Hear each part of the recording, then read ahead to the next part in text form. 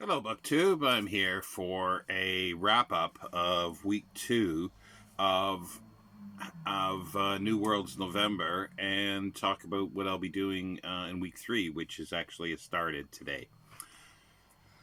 Week two was not as good as week one for me for reading. I began the week rather ill, and I only started reading on Saturday, I think, and I didn't read a whole lot, but I did read and complete Robert Silverberg's 1969 novel Across a Billion Years.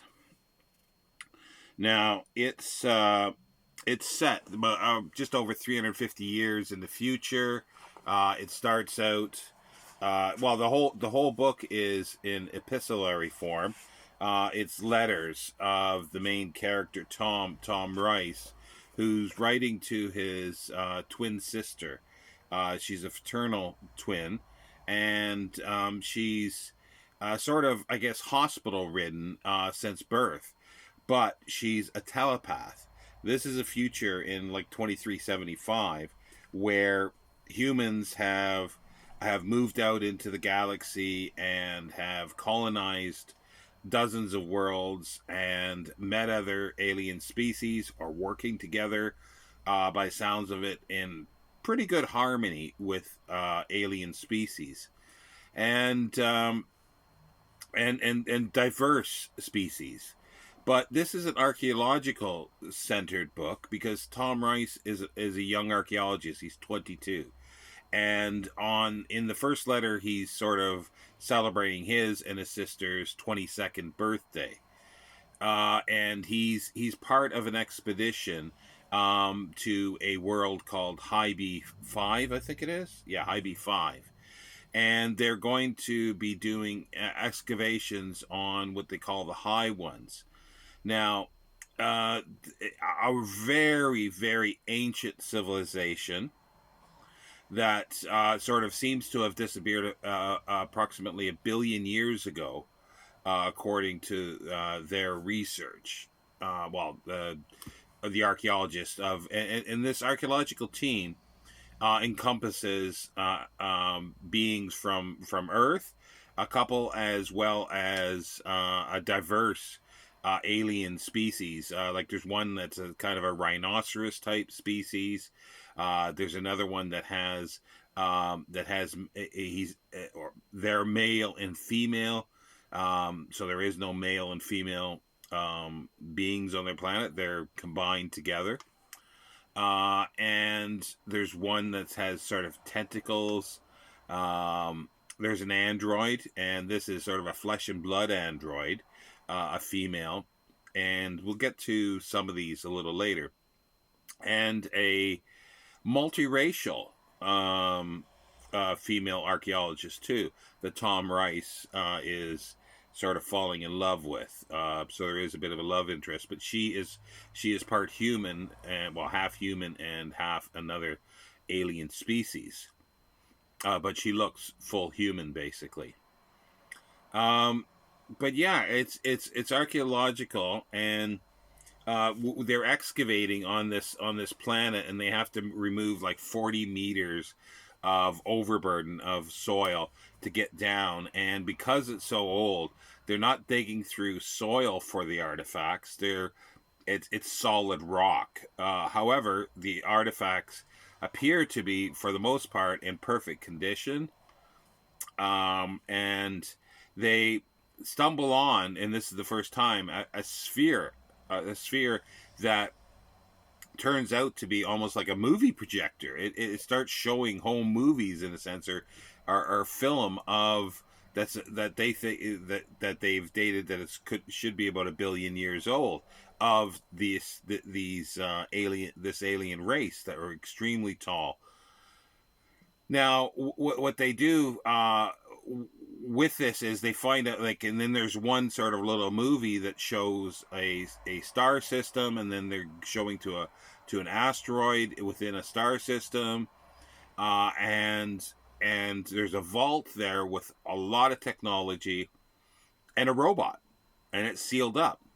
And Tom gets the idea, well, we can actually find out where this is, because they've stated everything for about 1 billion years. So they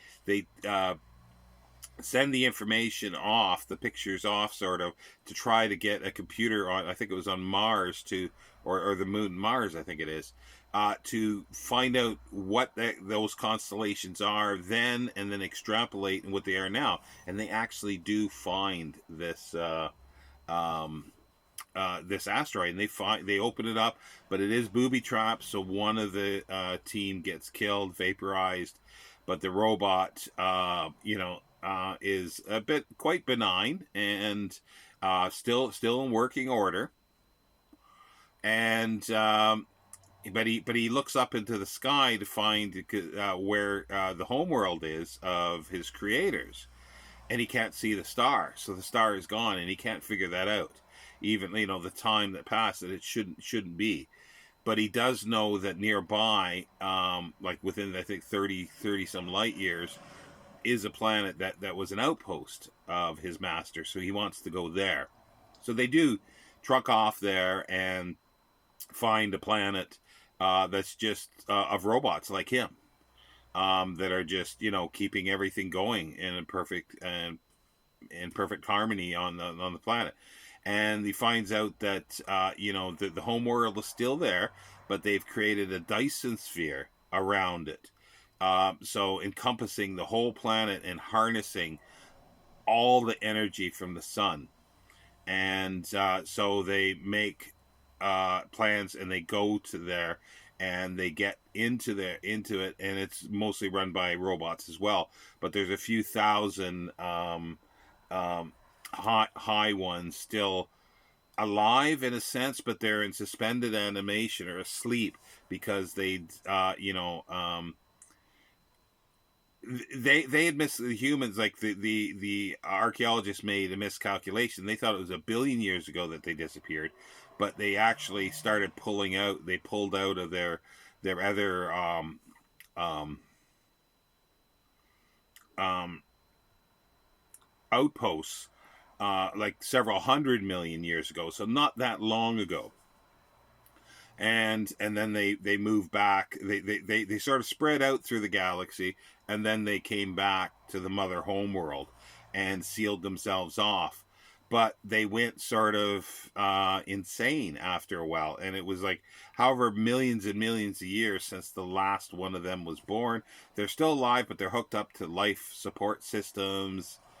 um, it's an interesting thing about how life form, because these life forms, these high ones, never sort of evolved after a certain point.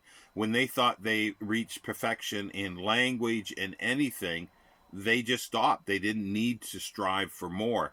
And the robot's telling him, the human, like after he's learned to communicate in what they call Anglic English. That was the common language of the team.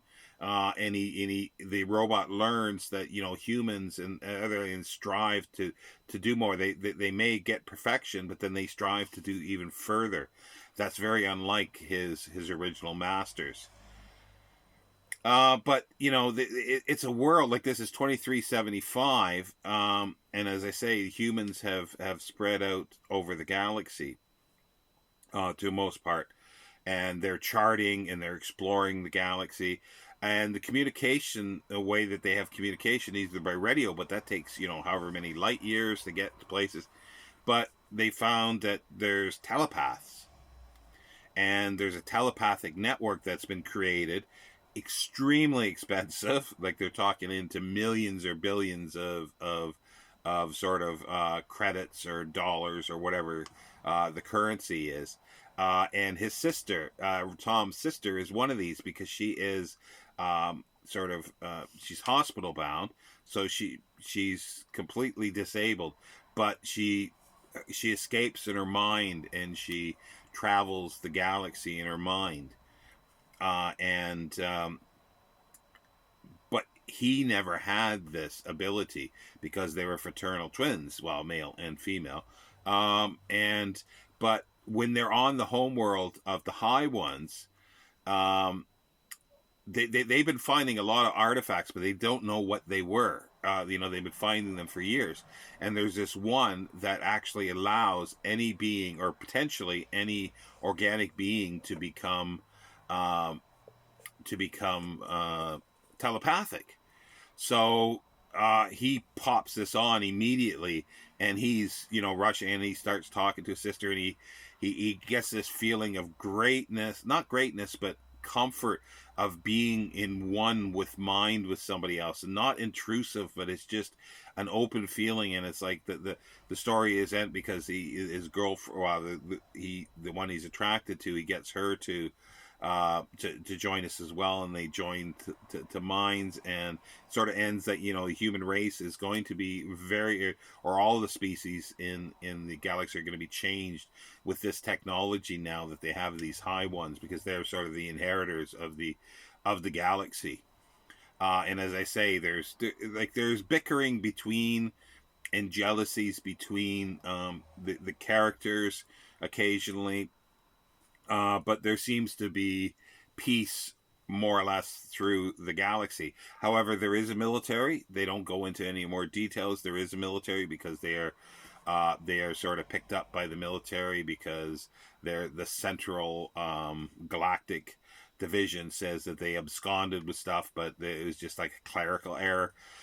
There's a little things with the story that I'll get into now. Is that it starts out, like I say, it's epistolary all the way through, and it's very it's I have heard it referred to as young adult. Well, it's not young adult.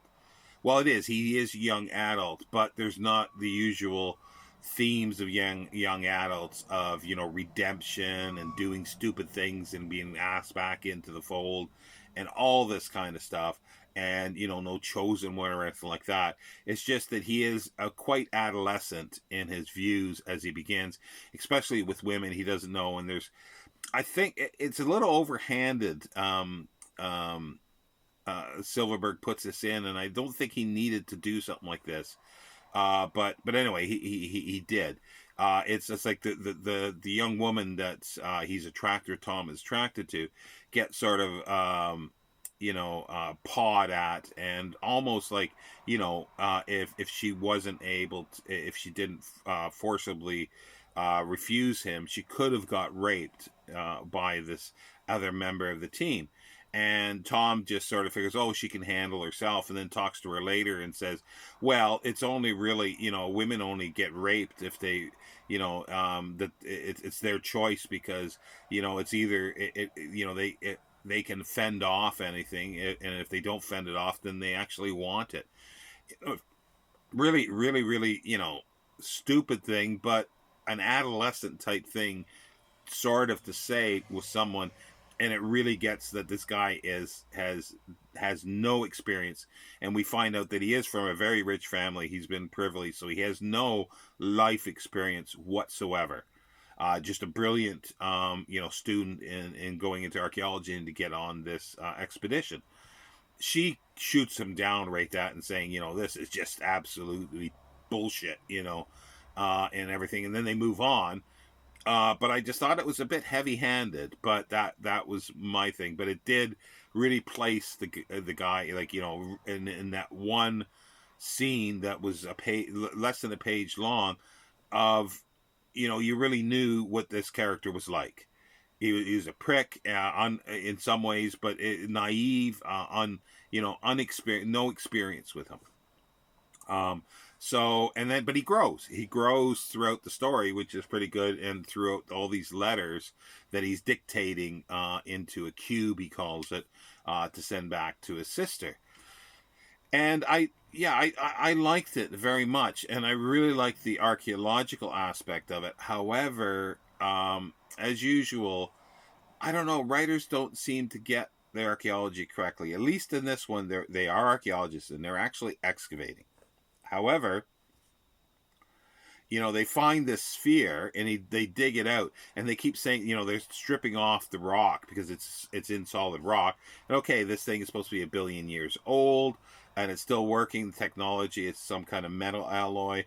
Uh, okay, I can accept all that kind of stuff. I throw my uh, a suspension of willing suspension of disbelief and accept all this because there's sort of plastics or plastic alloys as well that they talk about.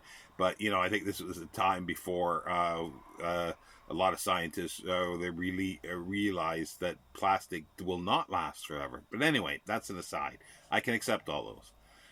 However, they've got this sphere, and in an archaeological record where artifacts are, they don't float.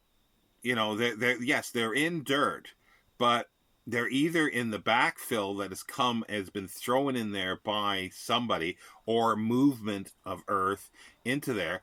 But otherwise, they sit on something. Artifacts, like if it's in a house, you just think of your house or apartment, like a floor. Things sit on the floor, and then the walls may cave in, the roof comes in, and then it gets covered up with dirt over millennia. But all those artifacts are still, for the most part, sitting on a floor.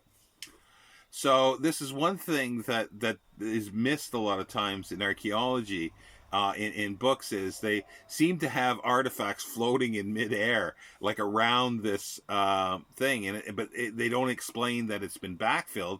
It just seems like it was abandoned, and it took this time, 1 billion years, to build up all this debris on top. So that's a little bit, and then they don't talk, and then like everything seems to be preserved perfectly. Well, there's no talk about the buildings or anything like that these are in. Like, where are these artifacts sitting? Is this just a garbage dump that they just throwing this stuff out? Could be, but it's not mentioned. So those things frustrate me a little bit when I read these kind of things. And they do have somebody that's apparently um, accurately locating, plotting where these things are. But again, there's no sense of any architecture, nothing that I could remember throughout the book. There's anything about the architecture of where they're excavating. And then there's apparently they're processing these things, but they also there seems to be a monetary value as some sort of some on some things. I guess, well, the technology could be sold and stuff like that, which is hinted at a little bit, but it's not delved into. And then they talk about the humans have are colonizing and terraforming, because the planet they're on there is being terraformed um, as they're there, so it's able to be sort of hospitable to a certain extent to humans and other aliens. Some find it more. And there's one character, the one that's sort of like a rhinoceros alien, and he gets drunk on flowers, on pollen. So he's pissed out of his gourd half the time. Because he goes to the flower garden and gets drunk, and he's like as heavy as a rhinoceros, and as sort of he's got the agility of what you think of a rhinoceros, which is nothing. Is he bumps into things, destroys things when he tries to dance.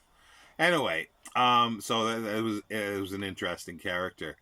But the humans have spread out, and they've mapped the galaxy, and when the robot says, well, he wants to go to a nearby, um, the closest outpost of his creators, they say, oh yeah, they've mapped, they've explored, it's been explored, but nobody ever landed on any of the planets.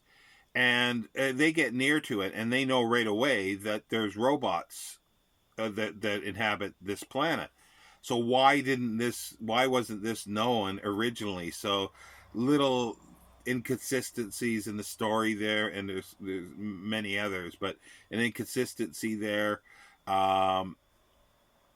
which it didn't really ring true with me, because they're supposed to be able to do this. Um,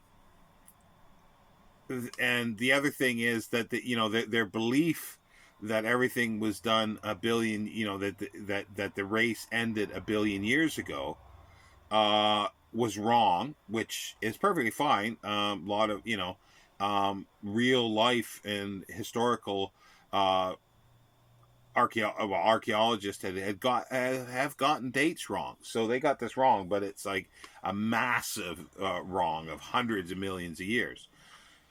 Fair enough, fine. But the thing is that they just happen to be correct, I guess, that when this vault and this robot was put in there, was accurate. So, but they only used a billion years because the fact that they had the date wrong. So that doesn't quite jive, but it just happens to be correct. So okay, fine, it works. Um, yeah, and also too, like there's no real explanation of the robot. Like, why was this vault there? The robot says, "Oh, he's there just to wait until he's needed." Uh, okay, was this sort of on their way back to their home world that they decided to stash all this stuff they don't need back on their home world, so they just stashed it, you know, there, on the way home, and no explanation of where, because it doesn't seem like they've come from the outpost that he wants them to. He wants the robot. He wants to be taken to find out what's happened to his overlords. And the interesting thing about the robot too is he's kind of emotional in some ways, because when he can't locate the homeworld planet, he feel like, he's very deflated, like he just can't conceive the fact that they no longer exist, because there's no reason why they wouldn't still exist. But as we found out, it's a Dyson sphere, which is kind of a neat thing. And it's like, I don't know. I'd like to know. I haven't looked up, but it'd be interesting to know where. Obviously, it would have to be after Freeman Dyson proposed this idea, I think, for this. But I wonder what science fiction story was the first one to have a Dyson sphere in, which is a really cool idea. But yeah, it's I enjoyed it even so. As I say, because the characters they're distinct, even though you are explained. Everything's explained through Tom Rice, just the one view, but they were in distinct characters.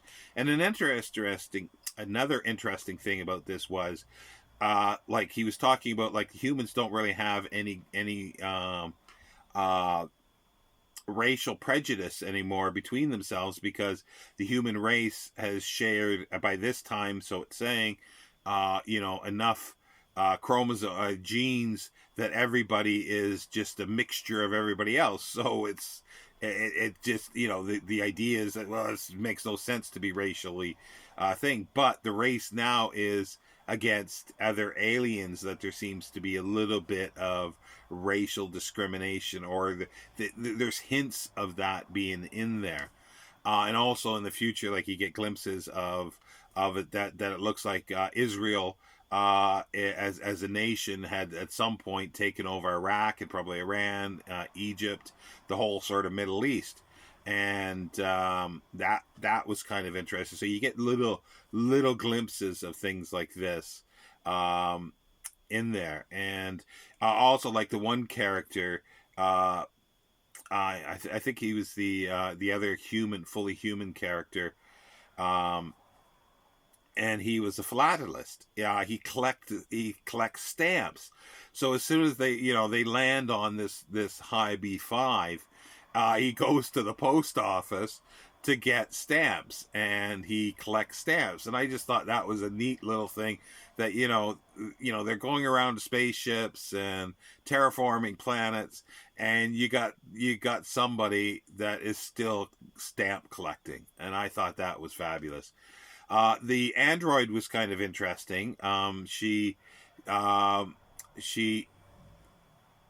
is fully human, like she's fully human, but was, like they say, grown in tanks. Basically, she has no belly button. It's showing, but the thing is that when they made male and female androids, they made them perfect, like, you know, perfect specimens, beautiful specimens.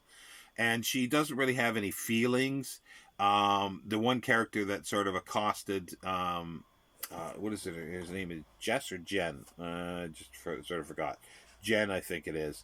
Um, and he then is after the android because she's so gorgeous, and she doesn't wear much at all because she's not immodest. You know, just little bits of fluff covering her bits, basically. And but she has no. It seems like they, or maybe all androids, have no sexual interest or anything like that. They don't get into that.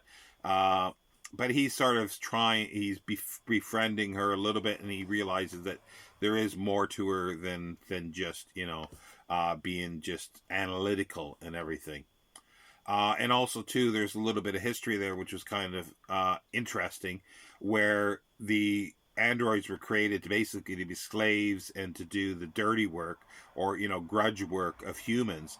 But recently, they had become, there was, you know, by law, they have been afforded fully human, and all human rights. So they have rights now, which sounds like that has come in fairly recently. Um, yeah, I just found it really interesting, the the whole dynamic of everything, and these little glimpses that you get through Tom Rice, and there's many more. Yeah, it was really good. Like, you know, there was these faults, I think, of the plot a little bit. Um, but it was just enjoyable all the way through, because I don't think there's too many epistolary science fiction novels, or at least that really work.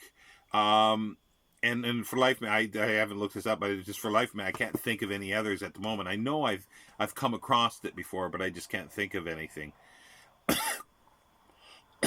But yeah, so that's it for week 2. That's all I'm going to do. I had plans for reading lots of other, but I didn't have time. I've just started today. I've only got a little ways into it. Is Lee Brackett's The Long Tomorrow. That was written in 1954, I think. 1955. And this was done for the SF Masterworks, and as an introduction by Pat Cadigan as well. And then later in the week, I may read more than this, but I got some nonfiction to do with the next one. I'll be reading with Brandy at the Book Eclectic, Jack Finney's The Body Snatchers, Greg at the Another Bibliophile Reads is reading this as well. But Brandy and I are going to be doing this as our uh, uh, parallel universe one, because the films, the 1951 film, and the 1975-76 film. And so we'll be looking at that. It's always shadow on my face. Anyway, that's a wrap up of week 2. And I really enjoyed this, and because I really enjoyed this. I had already read this before, but I sort of completely forgot about it until it was mentioned by Chris at Unlimited Reads, and I thought, yeah, that's the one I want to read again, because I've been searching for ones that actually have archaeology, but I sort of had forgotten that, you know, he even though he has archaeologists and he depicts excavation, it's still not 100% accurate. But hey ho. Anyway, that's it. I've gone 30 minutes almost here now, so I wasn't expecting that, but that's instead of doing something separate for this anyway, so I thought I'd put it all together. Thank you, BookTube.